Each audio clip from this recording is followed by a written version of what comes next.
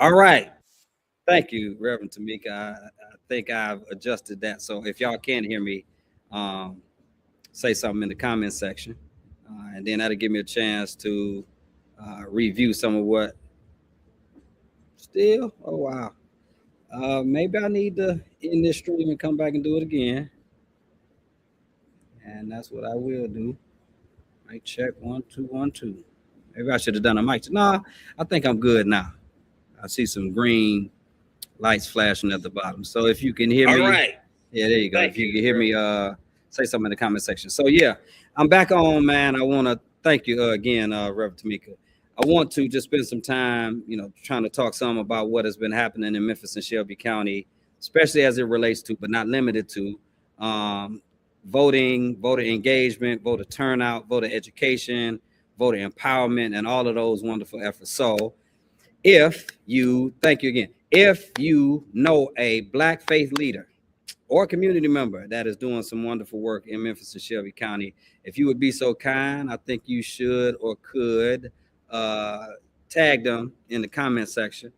And I want to have some conversation with them about, the Souls to the Polls rally that was held this past Sunday at Mississippi Boulevard Christian Church.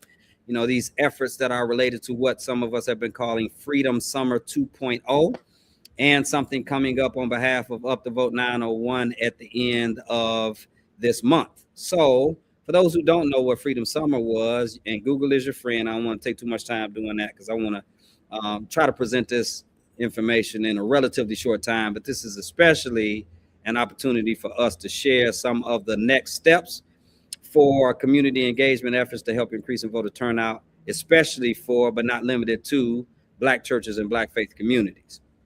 So Freedom Summer, you can Google it. It is where there were several people who were engaged in several organizations and entities and individuals who were engaged in trying to help protect and secure human rights, civil rights, and voting rights in the 1960s. And so people were deployed all over the South.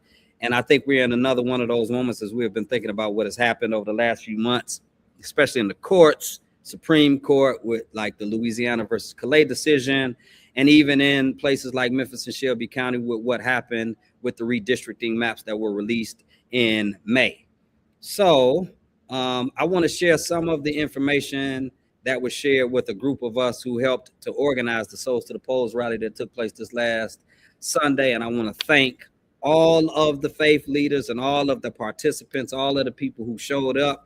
I won't call all of the names because I'll forget some, but I definitely want to call Dr. J. Lawrence Turner, who is the senior pastor of Mississippi Boulevard Christian Church, and he is also the president and the founder of the Black Clergy Collaborative of Memphis. And somebody once asked on one of these radio stations around here, is there a white clergy collaborative of Memphis? And I was like, yeah, it's called the Southern Baptist Church. And if y'all been following what's happening with the Southern Baptist Church, and they're doubled down on the lunacy and doctrinal ignorance of not affirming women pastors, then you know why I'm saying that.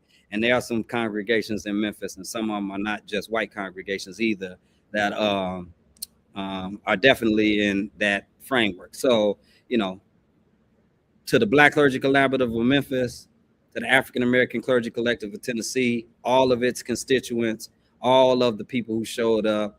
There were over 1,250 people, according to the ushers count at Mississippi Boulevard, that showed up on Sunday, based upon the leadership of Dr. Shirley Bondin as the executive director of the Black Clergy Collaborative. She reported that there were 45 faith leaders who signed up to participate moving forward. 31 churches identified leaders in their congregation that can help with some of these efforts. There were about 250 voter registration statuses that were checked and completed. And there have been almost 2,000 views on YouTube. I'm not sure exactly how many on Facebook, but I know that there was some, and thanks for all of that. So all of the participating churches, all of the volunteers, all of the organizers. I'm biased. There were Abyssinians that were there represented, and some of the volunteers from Abyssinian, thank y'all. We really appreciate it. So if you attended, if you watched it, if you shared it, if you participated, here's why these little numbers are important, because each one of these numbers represents people who have an opportunity to get more deeply engaged and active in efforts to help increase voter turnout. So every one of these numbers represents a relationship. It represents a conversation that could be had or has been had. It represents a person becoming more civically engaged. And all of these are important. I shared on my Facebook post yesterday some results from a session I did at the University of Memphis with the University of Memphis football team. Salute to my dear brother in Alpha and in efforts to help increase the positivity happening in Whitehaven and beyond. Brother Rodney Salisbury Sr., thank you for inviting me to spend some time with those over 100 student athletes. We talked some about the power of civic engagement. We discussed responsibility, which is one of the pillars of the program for the football team. We discussed civic responsibility. We discussed leadership and community engagement opportunities. It was some wonderful engagement and conversation that we had, and I'm appreciative of it. Several students had conversations with me even afterwards. I posted a video of one of them where they were interested in getting registered to vote or wanted some voter registration information. And so that's a wonderful opportunity, because people are not always disengaged because they don't care. A lot of times people are disengaged because ain't nobody asked them to get engaged. Ain't nobody informed them on how to be engaged or invited them to participate. So to everybody out there, if you can just have some of these simple conversations over the next few weeks and the next few months. No, you don't have to be a political science major. No, you don't have to be a guru in activism or organizing or faith-based leadership. Sometimes just having a conversation with folks inspires you and them to do more and be more actively engaged. And so every one of these conversations matter, and we want to encourage as many people as possible to continue to engage in those conversations. So again, I'm gonna dive into some of the data that I've been sharing over the last few weeks. I even shared some of this Sunday at the Souls to the Polls rally. And beyond that, we are going to start discussing some of the next steps of the church-based turnout strategy. So this is one of the ways that churches can be more positive in their impact in the community over the next several weeks. So again, if you know a faith leader, if you know a preacher or a pastor, please do me a favor, tag them in the comment section or share this with them. Here's what the data has been teaching us, and this describes the wonderful opportunity that exists in our midst in this moment. In 2024, during the last presidential election, there were over 1.7 million registered voters who did not vote. They were registered. All they had to do was go to the ballot box, and they did not go. And as I said to the University of Memphis student athletes yesterday, there are several reasons why, so let's not blame the victims. But let's look at this as a concrete opportunity to do some righteous and wonderful things, and not just in Memphis and Shelby County, but all across the state of Tennessee, even though I'm going to be talking specifically about what we could do in Memphis and Shelby County over the next few weeks. But 1.7 million registered voters were registered, but probably because there was not good follow-up, not good engagement, not good consistency, inadequate information, they did not turn out to vote. And in Shelby County, in 2024, over 600,000 registered voters, over 330,000 people voted, but over 275,000 people sat out. So I've been trying to argue that the greatest opportunity in Tennessee is not persuasion. The greatest opportunity is participation. It's about doing what we need to do, and not to convince people to agree with us necessarily, but definitely to get people in a position where they feel confident enough, informed enough, empowered enough, engaged enough to participate in the election. That is not the only thing we should do. And there are a lot of people doing a whole lot more. I'm simply talking about this as one of the necessary tools of our political empowerment.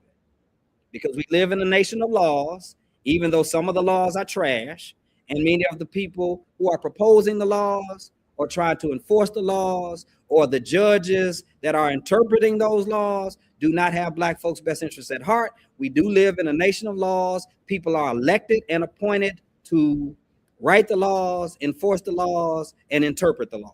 And we need to have some say, some long-term engagement that gives us consistent and impactful and influential say on what those laws are.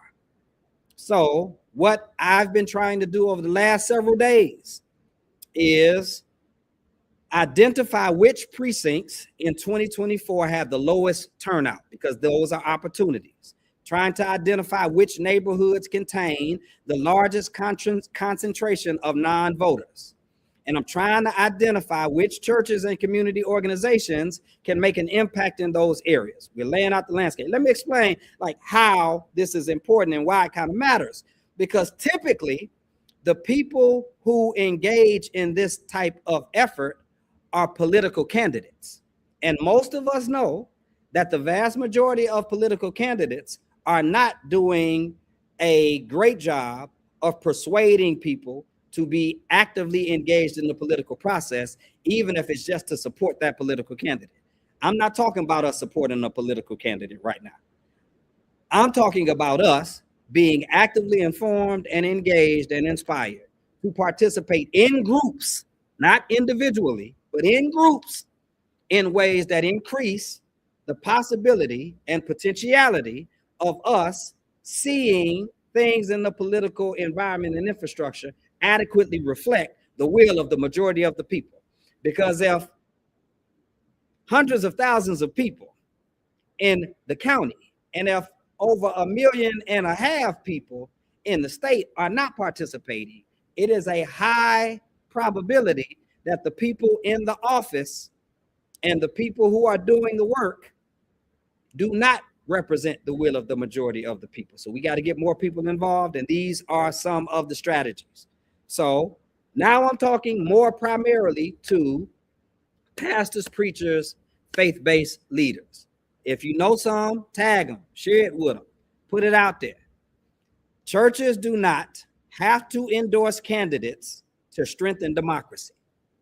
Churches do not have to endorse. I know a lot of churches that have candidate-specific engagement strategies. They allow the candidates to come to their churches. Candidates can come to Abyssinian. They allow the candidates to address their congregation. Abyssinian does not allow that. They actually endorse candidates.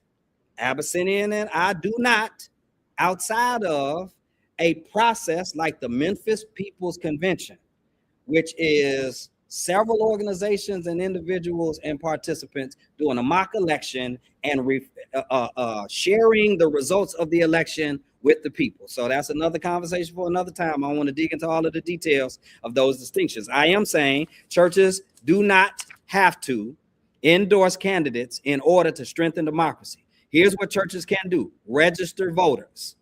We can get people to go to govotn.gov, like I was doing yesterday with some of the students at the University of Memphis. You can do this. Matter of fact, somebody out there, if y'all watching, put that in the comment section right now. The link, govotn.gov. I'm gonna try to do it. I don't know if it's gonna work because I'm multitasking. Govotn.gov. Govotn.gov should give you access to links to check your voter registration status. And if you are not registered to vote, you can get registered to vote. That's one of the things churches can do. Churches can also help people check their voter registration status using that same link that I just described for you. You can check voter registration status. You can set up a table in your congregation, and during the meet and greet moment, or after the service is over, or before the service is over, or one night for Bible study, you can spend some time having people come to that table, enter their information. You can get them their voter registration status confirmed. They will know that they are registered to vote, or if they are not registered to vote. I've talked some time in the past about the inactive stuff and all of that and how that happens.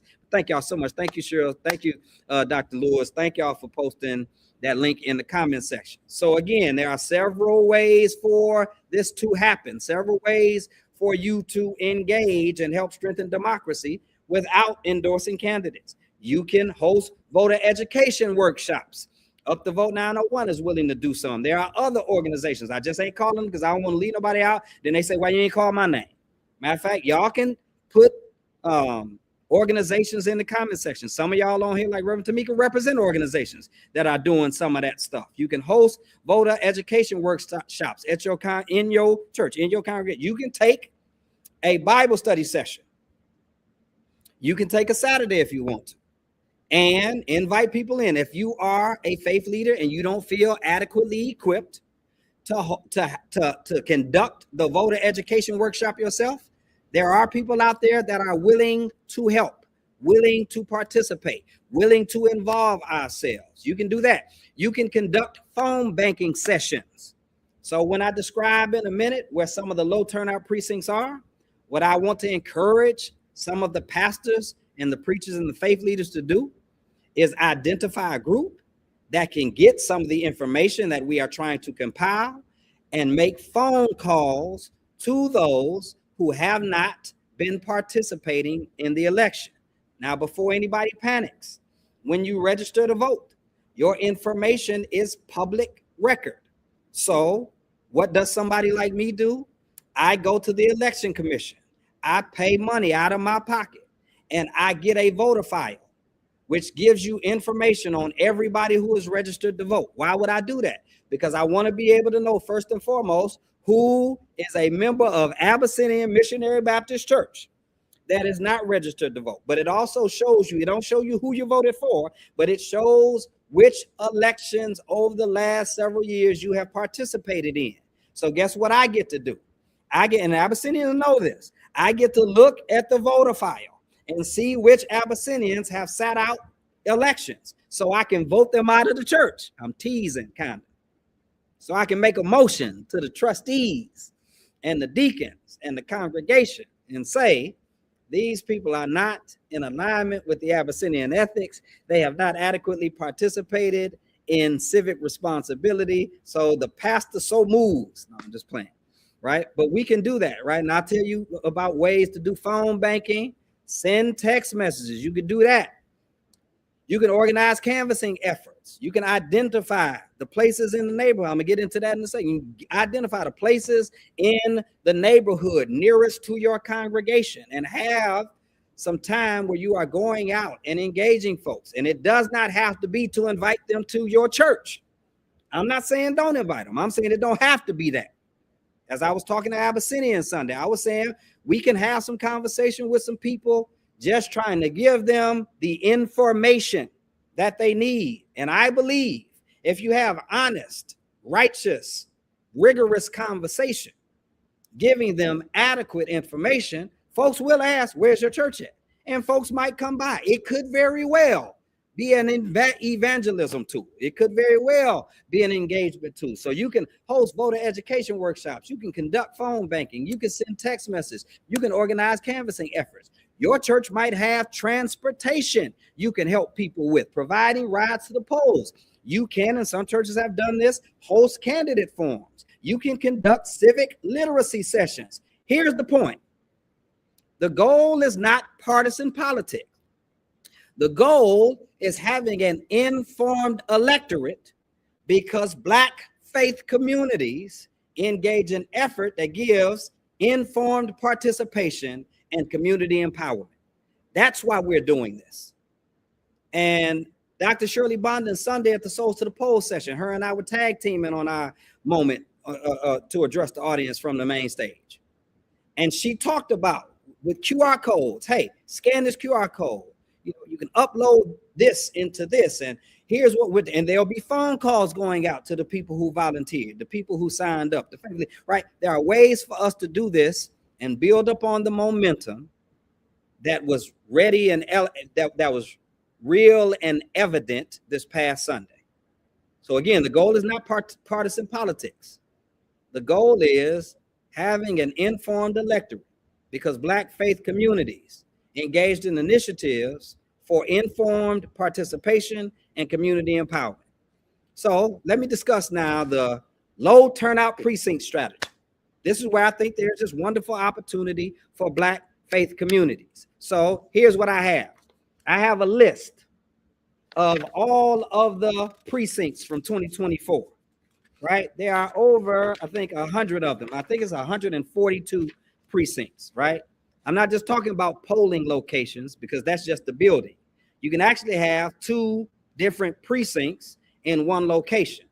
I don't have time to go through the metrics and the methodologies of the election commission, but I will say this is why census data matters. And this is why voting matters, because sometimes we don't have adequate polling precincts because the governmental structure that helps develop the precincts and the polling sites can only go off of information that has been reported.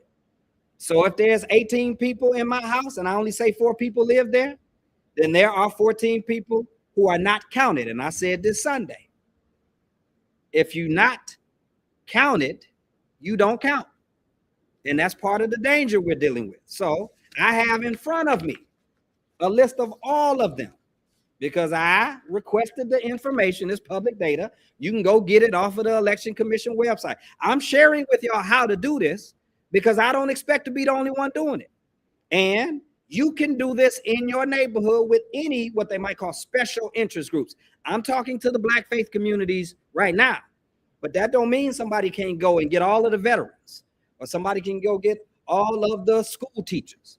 Somebody can do this and try to identify all of the people in Westwood or Whitehaven or by zip code, and I'm doing some of that too. But on this list, I identified several churches whose voter turnout at their polling precinct was less than 50%. That means if there was 100 people assigned to that precinct, less than 50% of people turned out, which means there are 50 people of that 100 who stayed at home, which means there's an opportunity to have engagement with 50 people that didn't participate last time that might participate this time. Now, I want to be clear. We cannot neglect the people who voted last time and just automatically assume they're going to vote this time too. So it is important to check people's voter registration status. It is important to engage with people who might even be perceived or considered as super voters, people who are voting in almost every election, if not every election. We don't want any of them to fall off, but I'm saying as a strategy, we can engage with low turnout precincts where there is the most opportunity for increased engagement. So I'm going to name a few of them. And then I'm going to recap again on how churches can engage these nearby communities and find out more specifically who are the people in those areas who sat out. And don't get it twisted. Some of them in our churches. I said this Sunday, some of them are in our community. Some of them are in our family. Some of them might be our children. Some of y'all might be on the stream right now. Some of them are in our fraternities and sororities. Boy, y'all should have seen the Kappas and the Qs teasing me, because as I was going off that riff trying to identify and call off the fraternities and sororities, they let me know I didn't mention my dear brothers of Kappa Alpha Psi and Omega Psi Phi. Okay, I don't think I mentioned the good brothers of Iota Phi Theta, and I don't think I mentioned the good sisters of Sigma Gamma Rho either. But to all of the divine 9, not the heavenly 7, all of the divine 9. Okay, Pastor Petty, sit down.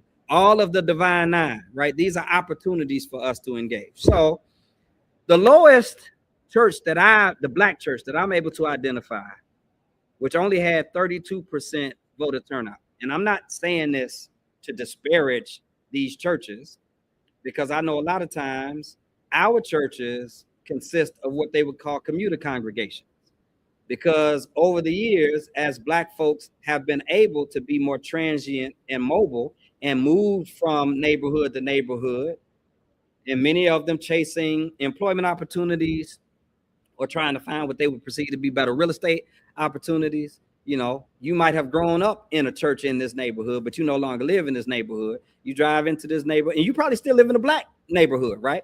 You just don't live in Whitehaven. Now you live in Cordova in a predominantly Black area, or Germantown in a predominantly Black area. Or, you know, you move from South Memphis to Whitehaven. You know, you move from North Memphis to Boxtown, or Frazier, or Raleigh, right? But your church might still be in this area. So this is not me throwing shade on churches. This is me saying, here's an opportunity. Type that in the comment section. I'm talking about opportunities for increased engagement. So Mount Nebo Baptist Church, located at 555 Vance Avenue, 38126, South Memphis. They have 4,748 registered voters, but only 1,546 people cast their ballot. That means there are 3,200 people who are assigned to this precinct that did not vote. So imagine if Mount Nebo got with some folks and then identified some of those 3,200 people.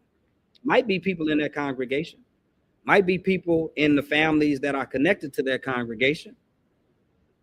It's an opportunity for increased engagement. Another Black church, this is in North Memphis, Grace Missionary Baptist Church, 1203 North of Manassas. So if y'all know somebody connected to Mount Nebo Baptist Church, tag them in the comment section, please. Grace Missionary Baptist Church. I'm thinking about my sister Rachel Triplett from Lemoyne College. Somebody tag her. Matter of fact, I'm gonna try to tag her. Let me see if she's on here. Rachel, I think it's Triplett. And you know, sometimes y'all be having them very unique Facebook names, so I don't know if I am actually identifying the right name. Rochelle Triplett. What I said, Rochelle Triplett. So Grace Baptist Church, Manassas, Cornell Manassas, Firestone, where old Dr. Coleman Crawford used to pastor. I used to preach there from time to time. So they have 4,414 people registered to vote at that precinct, and only 1,509 people turned out. So that's about 3,000 people that folks and I think Grace Temple is not too far from there. So maybe I'll tag the pastor of Grace Temple. You know, that's an opportunity that's in the same neighborhood. Yes, Dr. Lewis, this is increased community engagement opportunities. Increased community engagement opportunities for churches. Now, Mississippi Boulevard Christian Church. Come here, Dr. Turner. This is probably one of the reasons it was important to have Souls to the Polls at Mississippi Boulevard. And I know that there are plans to do other rallies over the next few weeks in other places. We support that. Come on, Dr. Turner. Hear these numbers. Mississippi Boulevard Christian Church, the Midtown campus, 70 North Bellevue, 38104. 3,082 people registered, 1,063 people voted. That's about 2,019 people registered to vote at Mississippi Boulevard. And I know they may not be members of the church, but this is an opportunity for Mississippi Boulevard Christian Church to identify who those people are. You know, if you are assigned to a precinct, you are in close proximity to that precinct. But you know, they also will change your precinct. And so it's important to stay up to speed and know which precinct you are assigned to, because it's possible in our attempts to do some of this engagement, we'll find out that a person was assigned to the precinct in 2024, but is no longer assigned to the precinct in 2026. But it sure don't hurt to find out, do it. So that's Mississippi Boulevard. Greater Middle Baptist, 4982 Knight Arnold, 38118. 4,498 registered voters, 1,576 ballots cast. That's about 3,000 people that are registered but just did not participate. I do believe Brother Otis Sanford is a trustee at Greater Middle Baptist. I think it'll be wonderful if Greater Middle Baptist engaged in some of this work to help turn out. The Oak Grove Missionary Baptist Church, not the one on Stage Road, I'm coming there. Oak Grove Missionary Baptist Church is 183 Jobert, Memphis, Tennessee, 38109. If y'all know anybody connected to Oak Grove in 38109, it's Boxtown. They had 3,397 registered voters, but only 1,201 ballots cast. What's that? 2,100 voters registered to vote, just didn't vote, didn't turn out. I think it got something to do with our engagement, y'all. We need to be identifying these people and having follow-up conversations with them, giving them the information, hearing them out. Don't demonize them, don't trash them, don't, you know. I've written about this in the past. Salute to my dear sister Rachel Spriggs, who did a outstanding job Sunday. I mean, she was electric. She and I had a conversation before. She was telling me that she had recently read something I wrote for the Tri-State Defender in 2018. It's called "For Gen Xers and Millennials Who Considered Voting When Fatalism Wasn't Enough." And Sister Rachel said some of what I wrote in there helped to inspire some of her remarks, but she did way better than what I wrote. You know what I'm saying? Dope, sister. But I'm saying that to say one of the strategies I say in engagement is do not demonize them.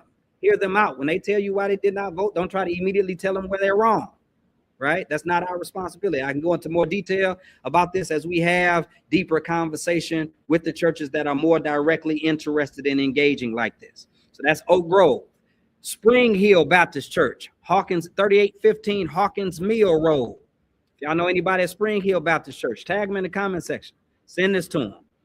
That's 38128. They had 3,968 registered voters. 1,517 people participated. So that's about 2,400 voters. That can be, look, I said this Sunday, riffing off of what Reverend Jesse Jackson said in his speech in 1984. Like, these are, if we're talking about war terms and David and Goliath, David killing Goliath, not with a tank or a drone strike, right? With rocks that he found, smooth stones he picked up on his way to battle. Imagine, even if we don't get all 2,400, what if we get 1,200? What if we get half of? What if we get 600?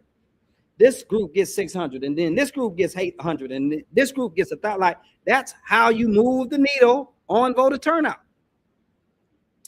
Let me tag my dear brother, Keith Norman. First Baptist Broad, 2835 Broad Avenue, 4,236 registered voters, 1,673 people turned out.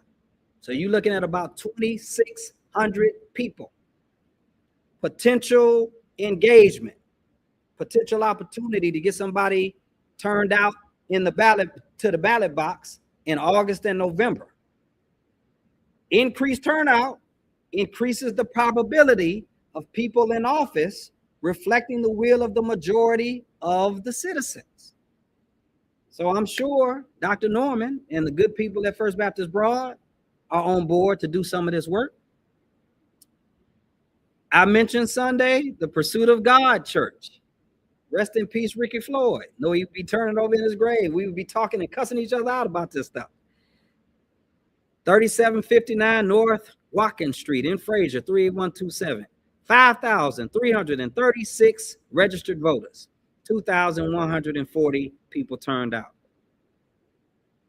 It's 3,200 people. 3,200 people that are opportunities for conversation and deeper engagement. And I'm sure Sister Sheila Floyd and the wonderful people at the Pursuit of God Church are willing to do that. Solomon Temple Missionary. These are just, I'm mentioning the Black churches that I've been able to identify that turnout at their precinct was less than 50%. Less than 50%, because these are opportunities. There are churches that are a little bit over 50%. You know, the highest turnout precinct, no matter what the precinct was the White Station Church of Christ. They had 80% turnout. They only had 50 people registered to vote at that precinct, and 40 people turned out. So it's very low. You know, sometimes the numbers are lower, so the percentages are higher. But Arlington United Methodist Church, 75% turnout. Oak Springs Baptist Church, 73% turnout. Germantown Presbyterian Church, 71% turnout. Now, there's some things being displayed here. Now, while we're talking about they just put in there whoever they want to, it seems like they are the people who go vote. I just named the top percentage turnout, the top turnout precincts by percentage, and what I was naming was white churches. And I ain't mad at white churches for turning out or getting people to turn out. I'm just naming right now the Black churches that have less than 50% turnout. Why? Not to shame them, so don't y'all start no dumb shit, okay? I'm talking about opportunity for engagement, opportunity to increase turnout, okay? I'm at Abyssinian, so I ain't even got to apologize for what I just said. Solomon Temple Missionary Baptist Church, not too far from Abyssinian. I don't know the pastor. I don't think I know the pastor of Solomon Temple. I might know him. That's 1460 Winchester Road, 38116. 4,547 registered voters, 1,841 people turned out. 40% turnout. You're looking at 2,700 people that we can engage in Whitehaven. I'm down. I'm down to help. I'm down to help identify. St. John Missionary Baptist Church, 1656 Pendleton. I think that's Orange Mound. Do y'all know anybody at St. John's Missionary Baptist Church on Pendleton? 38114. 4,573 registered voters, 1,865 people turned out, 40% turnout. Looking at the same thing, about 2,700 people. Soul Winners Baptist Church, 4221 Crump. I'm calling these churches out because I'm hoping people who are watching this know some of the people who attend these churches. You can reach out to them. This is an opportunity to have some robust conversation about ways to get our people engaged and informed. Sometimes it is as simple as a follow-up text message or email. A lot of times it takes more than that. Sit down conversation, one-on-one conversation. But this is ways to identify where to do it. Soul Winners. Mount Pisgah Baptist Church, 3636 Weaver Road. Do y'all know anybody at Mount Pisgah Baptist Church? 38109, I think that's Boxtown. 4,765 registered voters, 2,021 people turned out, 2,700 people. Opportunity. St. Stephen's Baptist Church, 4745 Singleton Parkway, 38128. 5,333 people registered to vote there, 2,300 people turned out, 3,333 people. We have an opportunity. I'm saying if we massively turned out in Shelby County, you might mess around and the Republicans who thought they were gerrymandering one district and turning it into 3 Republican seats, Shelby County might be able to mess around and turn it into 3 seats of people who more closely align with the values of the majority of the people in Shelby County. Progressive Missionary Baptist Church, I think that's Pastor College Church. If y'all know them, please tag them in the comment section so that they can see this. This is an opportunity for partnership. 394 Vance Avenue, 38126, 5,163. I'm gonna tag Evan Collins. I'm gonna tag Evan G. Collins. I know you don't pastor at Progressive Missionary Baptist Church, but I believe your daddy does. Good guy. I've got plenty of love for him. Or maybe it's your uncle that pastors that church. Okay, that's an opportunity. I'm almost done. I'm gonna name a few more, then I'll wrap this up. Springdale Baptist Church, 1193 Springdale Street, 38108. 5,230 people registered to vote there. 2,366 people voted there. It's about 2,900 people. Opportunity. St. Paul Baptist Church, Reverend Dr. Christopher B. Davis. Let me tag you. And I know, because we partnered, and I know that, look, again, this is not, hey, Pastor Alexander. Hey, Dr. Turner, you can rewind. I called out Mississippi Boulevard earlier. We got work to do. Again, you know, this is not me throwing shade at any. Some of these churches I know for a fact are doing wonderful work in their community and all throughout their congregation, all throughout the city. This is about opportunity. So St. Paul Baptist Church, 2124 East Holmes Road, 38116. There are 4,972 registered voters there. 2,296 people voted there.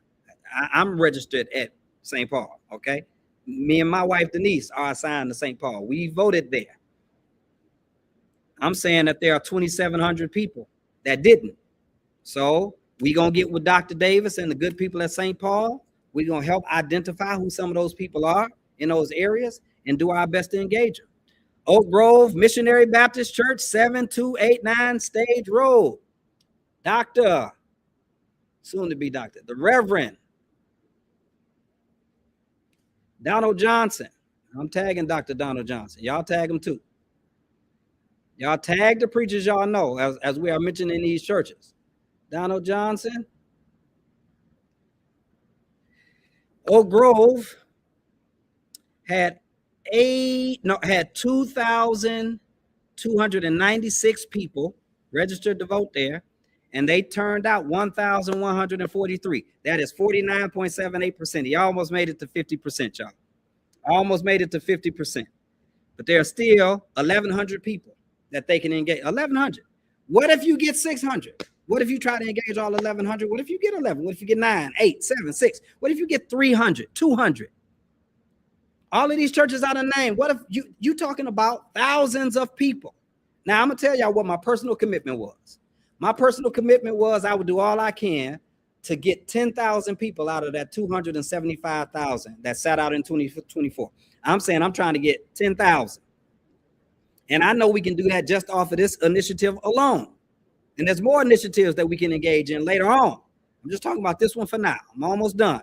Last one, and they made 50%, but I just want to mention them anyway. Riverside Missionary Baptist Church, Reverend Dr.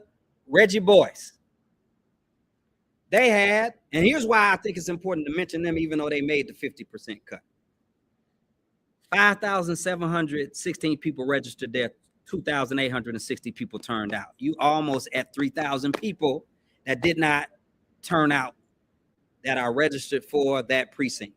These churches are doing, many of them, and I'm only talking about the ones I know. I'm gonna assume the ones that I don't know are still doing good work.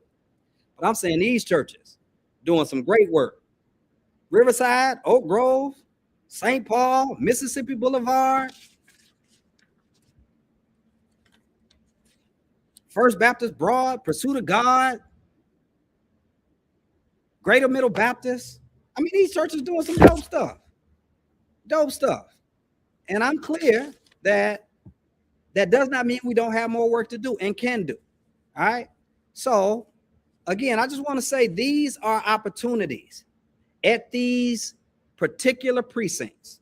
And what we can do is identify the people through the voter file that sat out. We can produce their contact information. We can scan our congregational membership rolls, compare it with the voter file. And there's apps to do this. Dr. Shirley Bondon talked about it Sunday. The Reach app. It's an opportunity for us to do that. Hey, Pastor Collins, thank you, sir. And so there's opportunities for us to do that. And then you can contact them. You can send them correspondence. Now, I'm going to say this. I can't tell you what to do with your church. I don't think it's wise that your first contact be come to church on Sunday. Or we got a revival coming up and we're going to talk about what. Like, I think it should be first and foremost, primarily, hey, our church is engaged in an initiative to help increase voter turnout through partnerships with Up to Vote 901. You can call our name. You can say the Black Clergy Collaborative of Memphis. You know some of these wonderful organizations doing that. You can mention them, right? Say that. And if you know some of those organizations personally, partner with them. They're doing good work. Let's increase it. Let's enhance it. And say we are engaged in this initiative and we would like to provide you with some very pertinent information, hoping to ensure that your voter status remains active, because many of them might be on the inactive list. And if you don't vote in the next election after you've been placed on the inactive list, you get purged.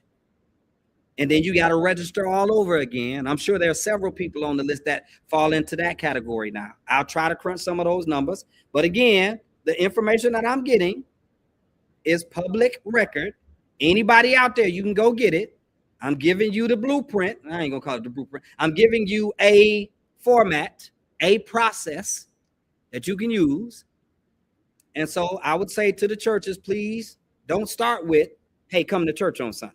Start with, we want to give you this information. Can we meet with you? Can you attend a town hall that we're hosting or a voter empowerment session that we're hosting? Engage your congregations and don't just do it once or twice, y'all. Don't wait till August. Don't wait till November. It's June. It'll be July before you know it. Early voting starts in July. Start now. Start now. Several other pastors have talked to me, asked me to do stuff and help. I'm doing the best I can, and not just in Memphis and Shelby County, but all over West Tennessee, all throughout Congressional District 5, 8, and 9. So here's my key point. The people we need to reach are often already connected to us. The people we need to reach are often already connected to us. You already had a capacity to do it, and some of these simple targeted measures make all the difference. If you want to know more about this type of stuff, Up the Vote 901 is hosting our next voter empowerment symposium here at Abyssinian Baptist Church, Saturday, June the 27th at 11 a.m. We will be hosting a Black Civics 101 class. I am going to put in the comment section a link to RSVP so that you can attend. You can copy and paste that link. We are going to help as best as we can people to learn, to organize, and to mobilize. We're going to be discussing how government works. We're going to be talking about how you understand your district and your precinct.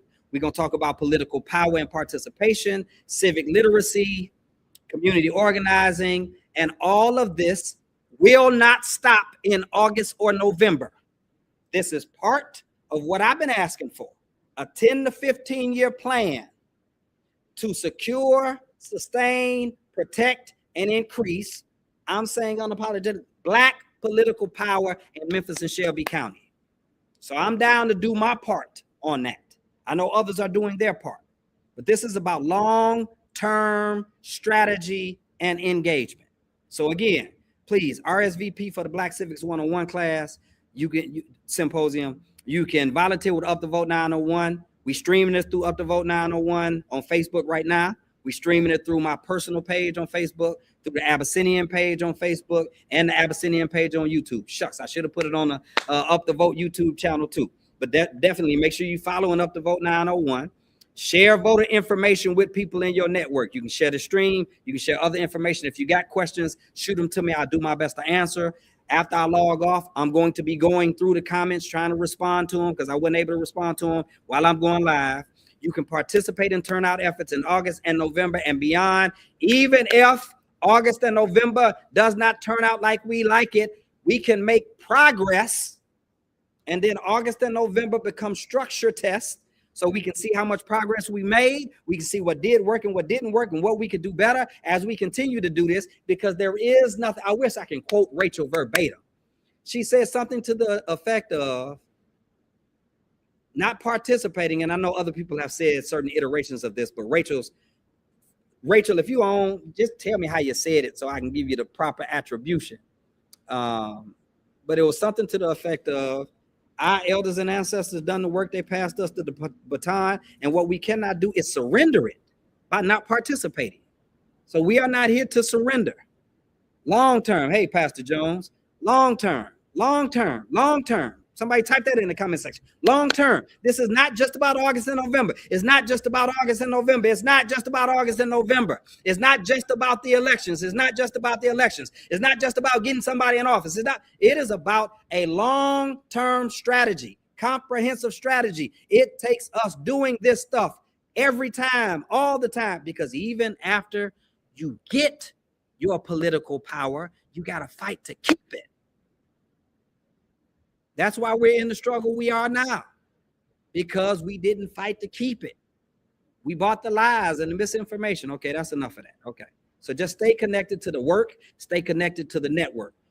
Our goal is not simply winning elections. Our goal is building civic power, increasing democratic participation, and Black self-determination in the communities that need it the most. Thank y'all for your time.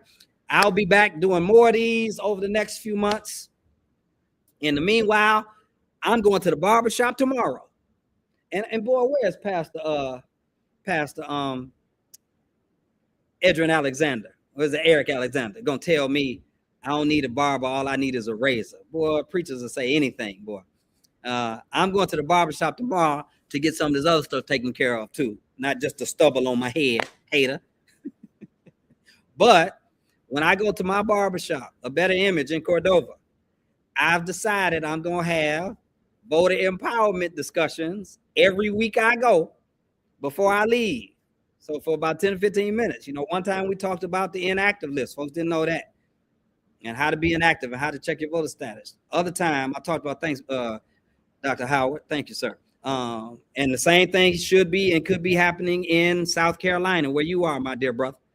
Absolutely. The other time I talked about how to identify which congressional district they were in, because some of them did not know that they had been changed from 9 to 8 or 9 to 5. So, so much work to do, y'all. Let's continue to put all our hands to the plow and do the best we can with what we have.